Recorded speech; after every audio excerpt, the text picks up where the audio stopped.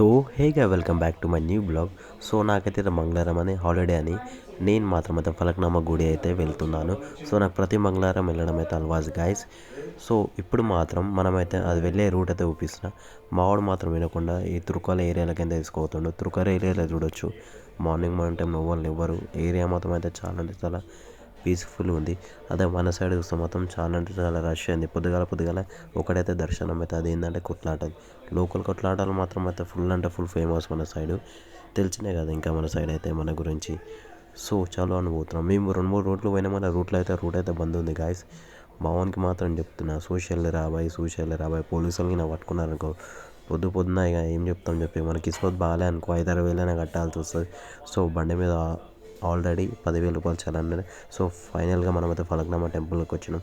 చూడొచ్చు మనం పొద్దున్నే వచ్చినాం కాబట్టి మనకైతే లైన్ ఎక్కువ లేదు. సో మనం ఫాస్ట్గా ముంగడికైతే వెళ్ళిపోతున్నాము. ఉట్టి టైంలో మీరు అమావాస్య టైంలో వస్తే ఇంత గ్యాప్ అయింది గాయస్. మీకు బండలు కూడా కనిపించే అంతగానం పబ్లిక్ ఉంటుంది. సో చూసుకోవచ్చు అమ్మవారు మాత్రం ముంగడి ఉంది. అమ్మవారికి హారతి కూడా ఇచ్చేసినారు. ఈరోజు మాత్రం లేట్ అయింది. సో పర్లేదు.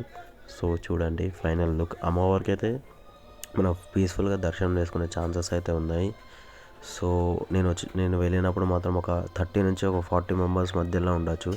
సో నాకు మాత్రం అయితే దర్శనం ఫుల్ అంటే ఫుల్ పీస్ఫుల్గా అయింది. ఇట్లా ఎక్కువ రష్ కూడా లేకుండే.